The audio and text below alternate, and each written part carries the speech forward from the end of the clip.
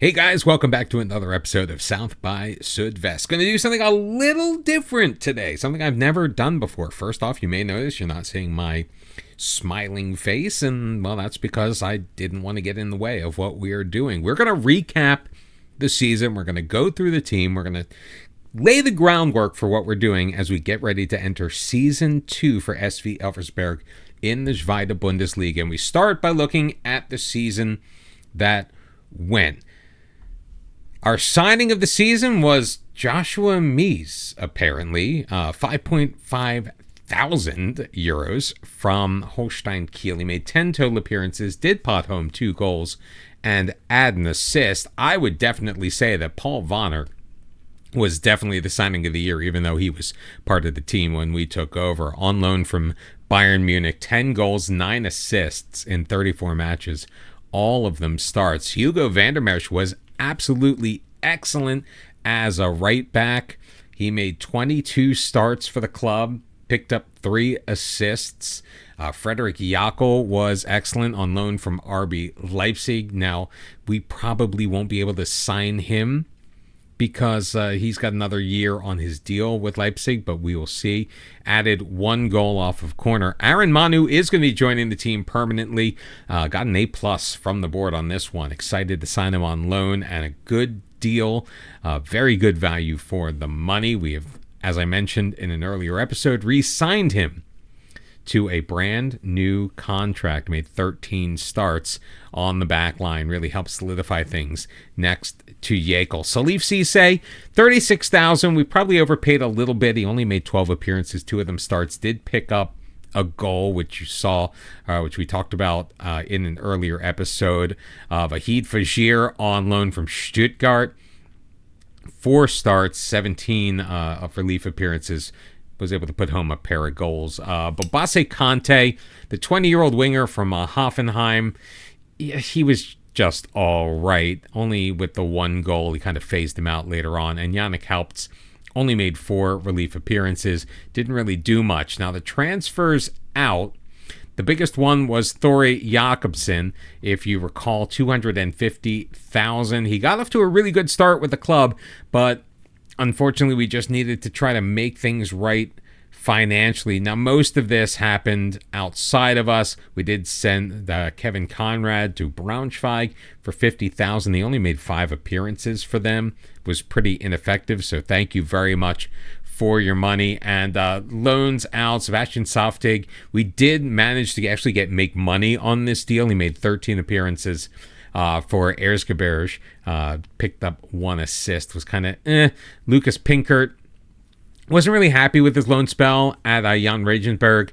We did keep him there for the remainder of the season, however. Made 21 appearances, not as many as we expected of him, but pretty decent overall.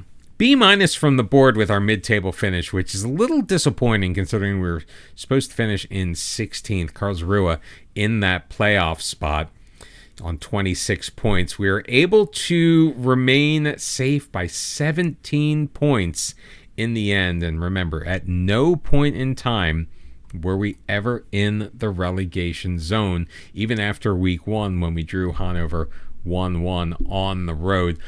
We finished 12th, an average home attendance of 7,034 at our 10,000 seat arena, which we will talk about just a little bit. Got an interesting news item right before we received this recap, and I started recording this episode. DFB Pokal, we were out in the first round. We met up with FC Nuremberg. 1-1 was the final. They just were better than us from the penalty spot, but at least we made a good account of ourselves. Our biggest win, the 5-0 victory over Braunschweig that we had just a couple of episodes ago. A match to remember. Well, that was all the way back in July, that opening match against Hannover 96. And shall we take a look at the goal of the season? It came off of the boot of Paul Vonner in a 1-1 draw away at Hansa Rostock.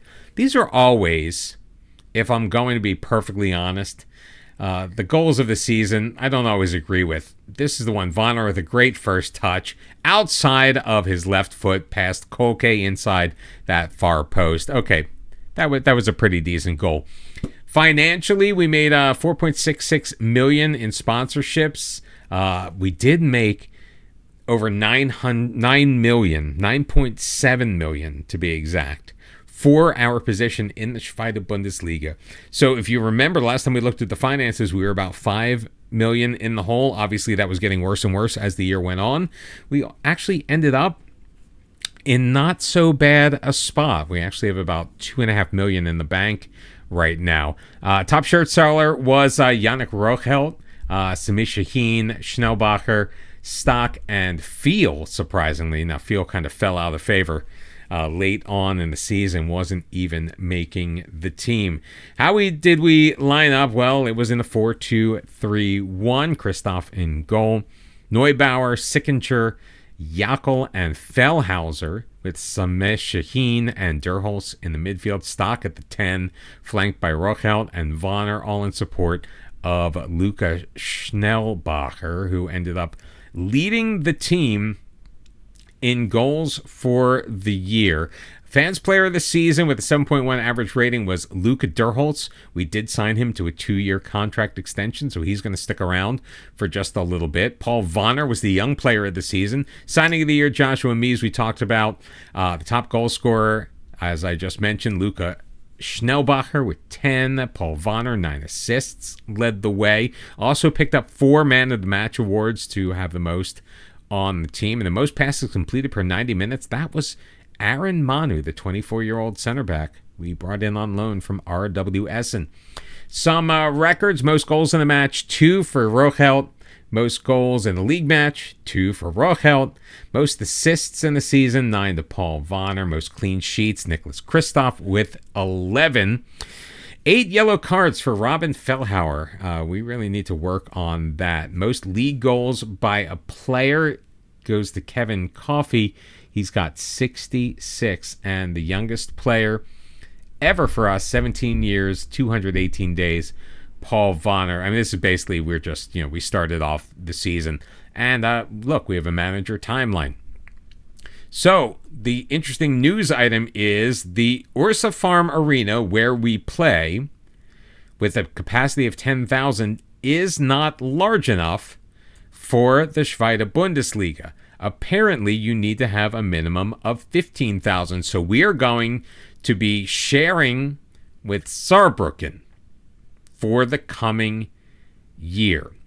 The 16,003 capacity Ludwigsparkstadion is going to be our new home for the foreseeable future. Now, we could potentially expand our ground to 15,000, but that wasn't even an option. We weren't even given that as an option. So let's take a look at the squad. We're going to go alphabetically. Tim Boss was our backup goalkeeper for most of the season, and luckily he was not called into action. He's under contract for another year, so he will serve in that capacity for 1 more year. Salif Cisse ended up getting a lot more action in the latter part of the season. He was injured right as we brought him in, so he really couldn't bet himself into the team when we initially acquired him, so it took a while for him to get involved. Made 12 appearances, only 2 of them starts, did pick up the 1 goal, a 6.85 average rating. Not too bad. He is still under contract for the next year, and it's a very team-friendly contract at 1,600 euros per week. Bombase Conte, we already talked about him, on loan from Hoffenheim. We are not going to renew that. He is actually. He's on loan for another year. So we are going to have Bombase Conte. Hopefully we get a little bit more out of him. Just the 1 goal on 2 expected goals. That 6.59 rating. Not really fantastic. 17 total appearances for him.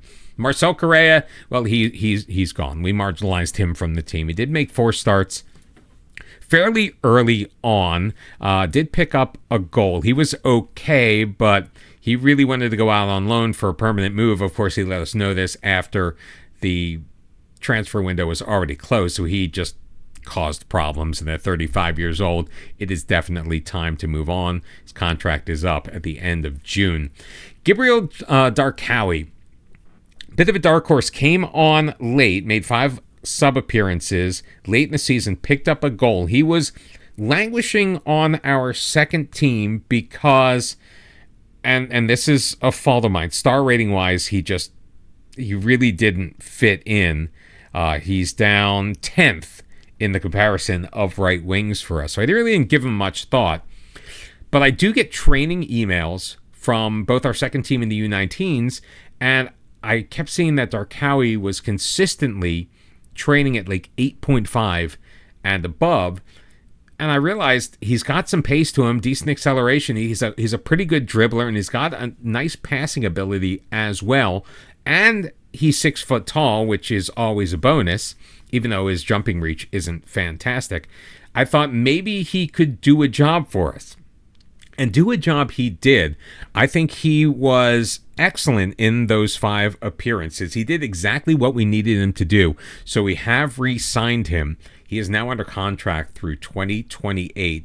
Whether he sees a lot of playing time or not, I don't know. Patrick Dragon was injured at the beginning of the season and for most of the season, so he had a lot of trouble breaking into the squad. He's still under contract till 2026. I believe he was a new acquisition right before the season began. The 28-year-old German may find a spot on our bench. I mean, he is a decent player. He just was so far down the pecking order because we just didn't know what we would get from him.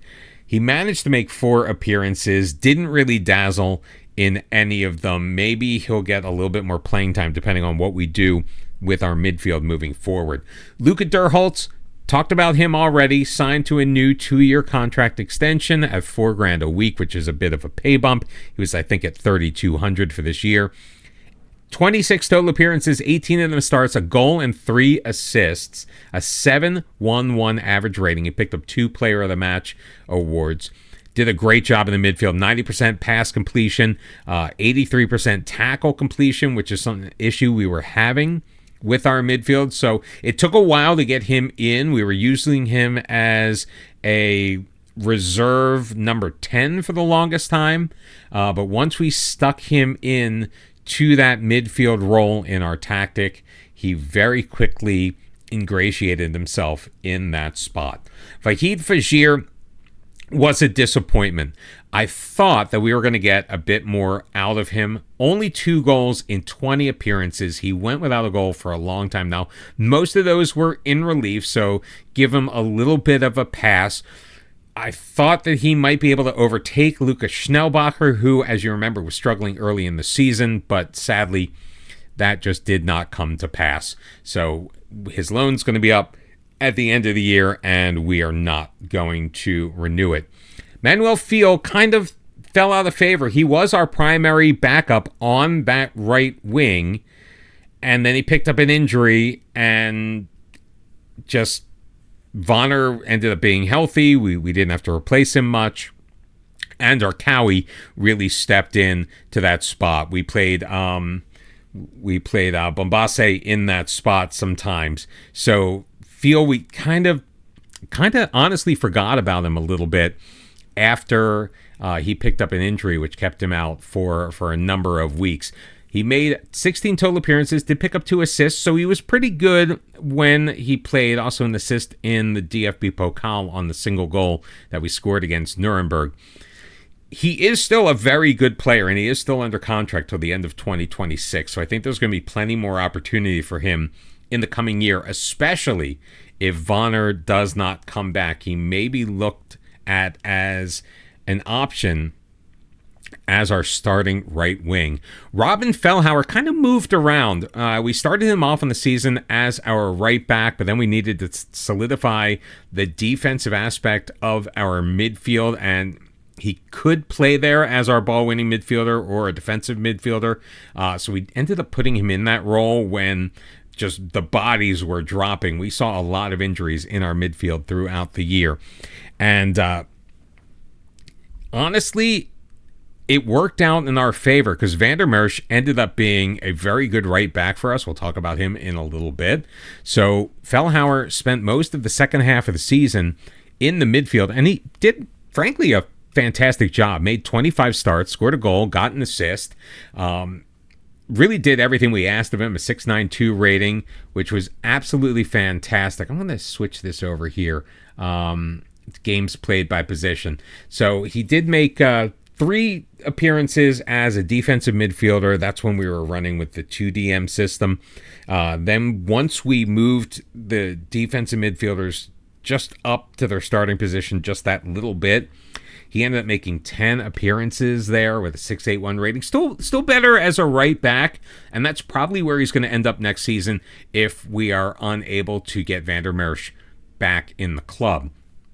Yannick Haupt's bit of a panic buy. The 23-year-old, still under contract for another year, made 4 sub-appearances fairly early on, didn't really do very much. He's pretty much down in the pecking order. We might look to sell him on if we can in the off-season here. Frederick Jackel, on loan from RB Leipzig. Unfortunately, he's still contracted to them, so I don't know if he's going to come back. Generally solid throughout the year. Only the 1 goal, which was a little disappointing when you've got a 6'4" guy on your near post, and you're pretty decent on your corners, and we just could not pick him out, was a bit disappointing. But 33 starts, he was really the stalwart of that back line in central defense. Kevin Kofi, 37 years old. We tried, man. He really didn't get a lot of opportunities early on in the season.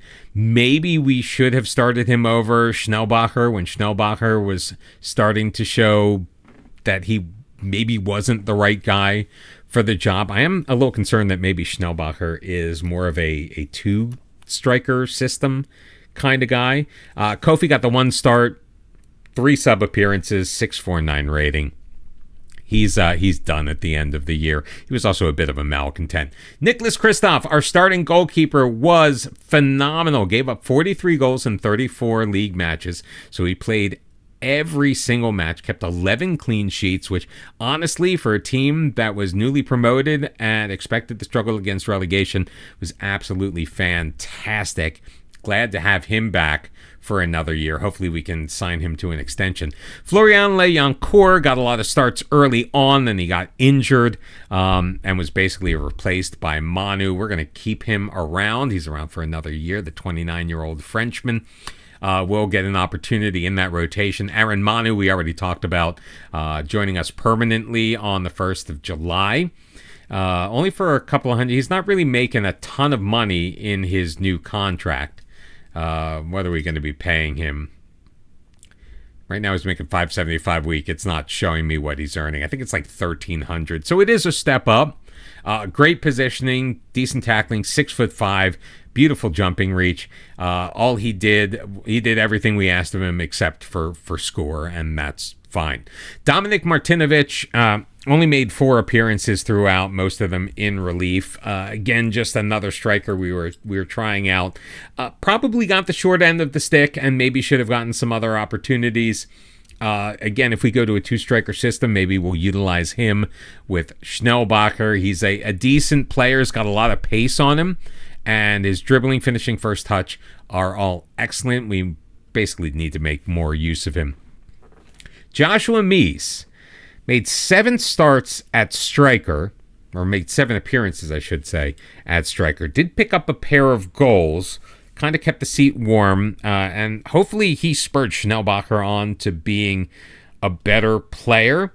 We brought him in January, signed through 2027. Most likely he's going to be a reserve winger. He might have an opportunity to challenge Feel for that right wing spot if we don't bring anybody else in.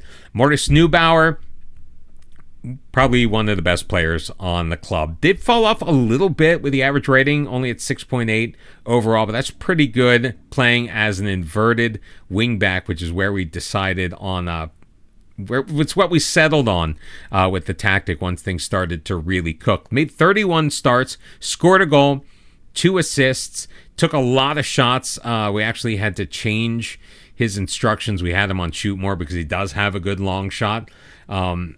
So we'll see what he does for the next year. Is getting a little bit older, however. Lucas Pinkert spent the year out on loan. We may give him an opportunity to be a backup if we decide to retain his services. His contract is up at the end of the year. Not quite sure. He did make 22 appearances in the Dritte Liga. We'll see how his stats match up with the guys we had on the team. Yannick Rochelt. Revelation, man. I was not expecting a lot out of him when the season started. The 25-year-old, though, proved me wrong. 5 goals, 3 assists, made 26 starts, a 6.93 average rating for a 12th place team. Absolutely fantastic. Very one-footed, but again, another winger standing at 6 foot. Really can't go wrong. Decent amount of flair. Got him out of trouble in a couple of places. We did play him a little bit as a number 10 in a pinch, but he's really a left-wing kind of guy. Sebastian Softig, kind of down on our depth chart in the midfield. We ended up loaning him out when we got the deal from Erzgebirge just to bring a little money in. They were paying 100% of his wages and a loan fee. He might serve a purpose. He could even potentially challenge to be in the rotation at center back. Does stand at 6'4", has a decent amount of pace with him, can get up in the air. As far as the midfield, maybe he could play that ball-winning midfield role if we decide to move Fellhauer back into his normal right-back position. Lukas Schnellbacher was very inconsistent. It says he is consistent. He was definitely inconsistent this year. Did end up the season with 10 goals, led the team, but it was only good for 12th in the league. Added 4 assists. He ended up not being too bad. But there was a big stretch of time where he seemed like he was an absolute waste of space. Had a really good match at left wing. He may play more out there if we feel so inclined. Samir Shaheen in the midfield. Kind of was in and out of the lineup. Started the season with us. Got injured. Kind of worked his way back toward the end. A very well-rounded player. Started 9 games, came in relief in 7 others. 2 goals, 2 assists. So he actually was incredibly productive and most likely is going to be leading the chase for that ball-winning midfielder role, that more defensive role in our midfield next to the Carolero. I think we're going to leave Luca Dernholz in that Carolero spot definitely for next year. Arne Zeker, he's gone. He's joining Vitesse at the end of the year. Good riddance to bad rubbish. He was just an absolute jerk as a backup to our left back. Carlo Zickinger made a ton of starts in the beginning when I can't even remember his name. Le Yancourt was out, and he did a pretty good job. We really, for our center back pairing, we were just trying to find who worked best with Jakel. I think Zickinger is going to get plenty more opportunities moving forward. He signed through 2027. Paul Stock, kind of up and down, if you ask me, as our number 10. Still probably our first choice in the position. 5 goals, 5 assists. 30 starts out of 34 matches. There were only 2 he didn't play. Standing at 6'2", great natural fitness. So he was good for the whole game.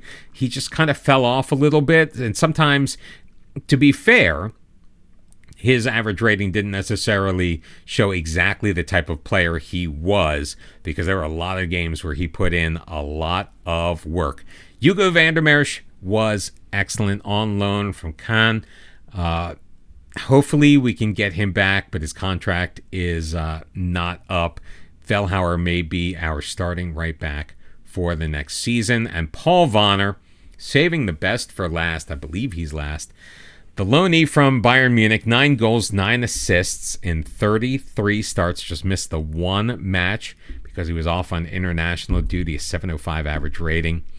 I mean, completing 3 dribbles per match. I mean, he was just absolutely fantastic. And we're back up at Tim Boss. So let's look at our senior team.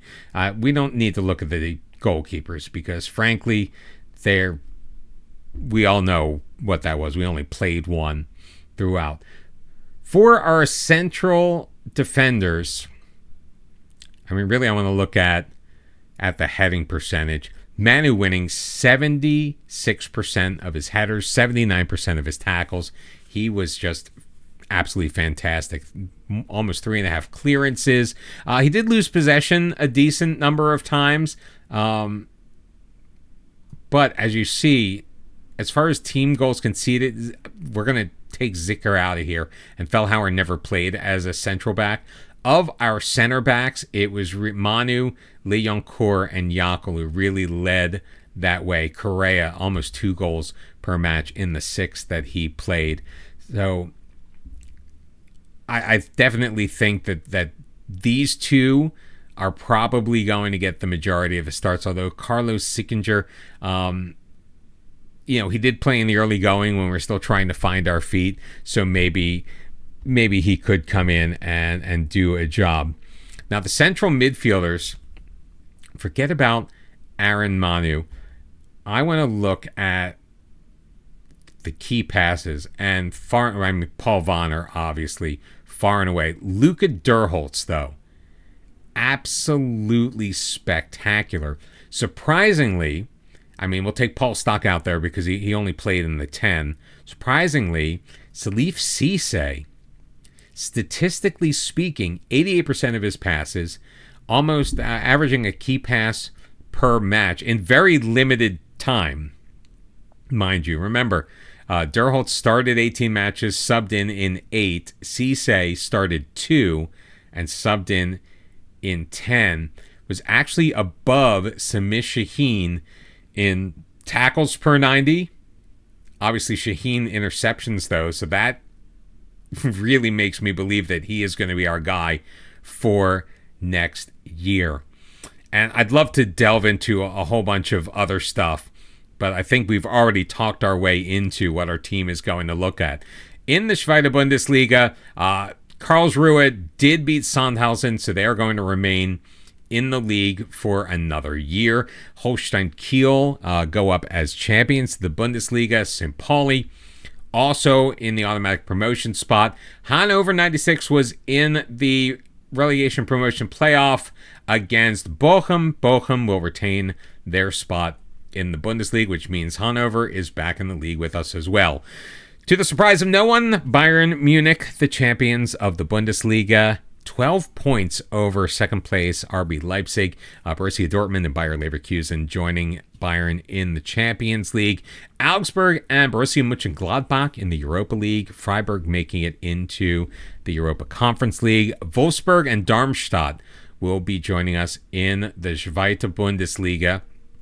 And in the Dritte Liga, Karlsruhe and Sandhausen, we already knew about that. Ingolstadt is coming up as champions. Dynamo Dresden automatically promoted. RWS and Ulm, Munster, and Waldhof relegated into the Regional Liga. I am so excited to bet in for Season 2 of this save, and it is going to be coming up in just a little bit. $2.5 million in the bank, just under $1 million in transfer budget. We got to try to get a higher percentage, maybe do a little bit more. Wage budget for next year of $141,000, give or take. We've got our scouting budget as well. We're only committed to spending $102,000, so we're going to have plenty of money to spend. It's just a matter of how wisely can we spend it. The board only wants us to stave off relegation. I want a top half finish, and that's all going to start in the next episode. If you enjoyed this, please let me know.